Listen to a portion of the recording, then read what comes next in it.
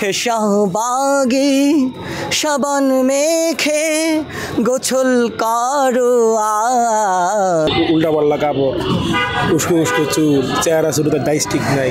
শাহবাগীরা সবসময় থাকে নেশার উপরে, বুঝেন, গাঁজার দম নিয়ে আর 2-3 দিন কোনো হুঁশ থাকে। শাহবাগীরা গোসল নেয় না, এদের গায়ে দুর্গন্ধ, এটা কেন বলে, কি কারণে এই বিশেষণটা দেওয়া হলো? তাদের আচার আচরণের জন্য।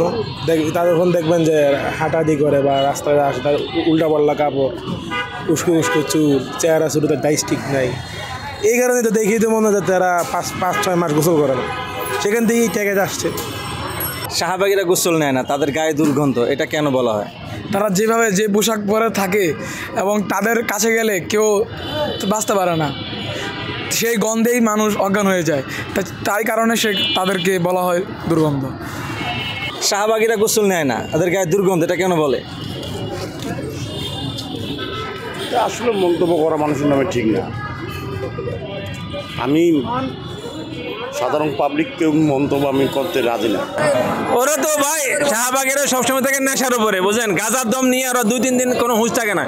গোসল করলো কি না করলো কি, বুঝছেন, ওদের ওই নেশার ওদের কাছে গাঁজার গন্ধটা গায়ে সেম, ওদের কাছে গাঁজার গন্ধ, এই জন্য ওরা গোসল করে না। শাহবাগীরা ওদের কাছে গোসল করে না, শাহবাগীরা, এটা কেন বলা হয়? এটা নিয়ে না, তারা কেন গোসল করে না, এটার কারণ হচ্ছে আসলে তাদের প্রচুর পরিমাণ টাকা দরকার, যে টাকাগুলো দিয়ে হচ্ছে তারা গাঞ্জা কিনে এবং গাঞ্জা খায়। এছাড়া যে সাবান কেনা, শ্যাম্পু কেনার যে টাকা, আমার মনে হচ্ছে ওরা গাঞ্জা খেতে খেতে কুল পায় না, সাবান কেনা শ্যাম্পু কেনার টাকাটা ওরা ম্যানেজ করতে পারে না, এই জন্য হচ্ছে তারা গোসল করে না।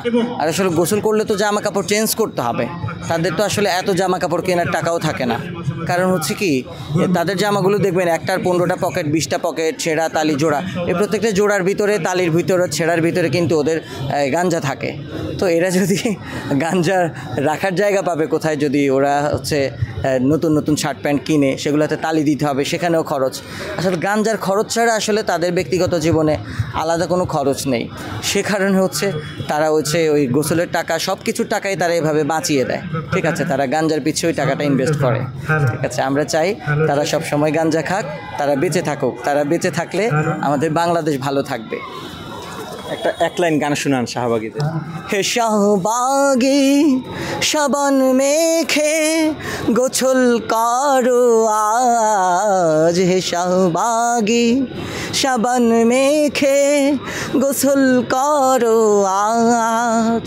পরের লাইনগুলো শুনতে গেলে টাকা লাগবে।